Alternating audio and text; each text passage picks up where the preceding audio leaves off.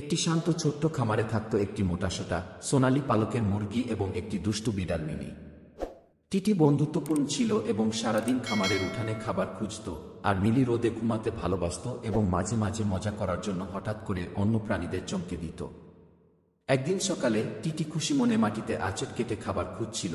তখন সে দেখল দূর থেকে মিলি তার দিকে তাকিয়ে আছে, তার লেজটি দেখাচ্ছিল দোলাচ্ছে। কি করছো মিলি? টিটি জিজ্ঞাসা করল। ওহ কিছু না, মিলি মিয়াও করে বলল। তোমাকে সবসময় মাটিতে ঠোকরাতে দেখছি, এটা কি বিরক্তিকর নয়? একদমই না, টিটি বলল। প্রতিদিন নতুন কিছু পাই, বিষ, পোকামাক, কেঁচো, সারপ্রাইজ লেগেই থাকে। মিলি হাই তুলল। শুনতে বেশ ক্লান্তিকর লাগছে। কেন এত কষ্ট করবে যখন সারাদিন আরামে ঘুমানো যায়? টিটি হাসল। কারণ আমি যদি খাবার না খুঁজি তাহলে খেতে পাব না। আমরা সবাই তোমার মতো অলস নই মিলি। কি? মিলি মুচকি হাসল। অলস? আমি অলস নই, আমি বুদ্ধিমান। দেখো কি করি কি। তার লেজ নাড়িয়ে মিলি দৌড়ে গিয়ে কৃষকের রান্নাঘরের জানালার সামনে বসল।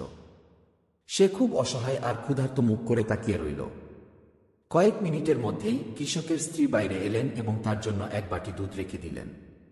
টিটি বিস্ময়ে তাকিয়ে রইল। এটা দারুণ কৌশল।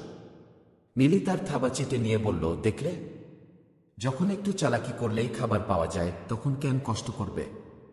টিটি ভাবল, আচ্ছা দেখি আমিও পারি কিনা। পরদিন সকালে টিটি রান্নাঘরের জানালার পাশে গিয়ে দাঁড়াল।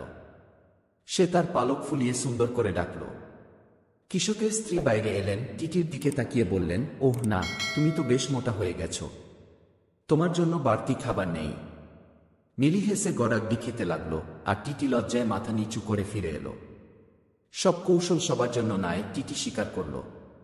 মিলি মুচকি হেসে বলল, ঠিক তাই। আমার পথ আমার, আর তোমার পথ তোমার। তবে তোমার পরিশ্রম আমি সত্যিই প্রশংসা করি টিটিকে। আর আমি তোমার বুদ্ধি মিলি, টিটি উত্তর দিল। সেই দিন থেকে টিটি তার খাবার নিজেই খুঁজে নিতে থাকলো, আর মিলি চালাকি করে বিনামূল্যে খাবার আদায় করতে থাকলো।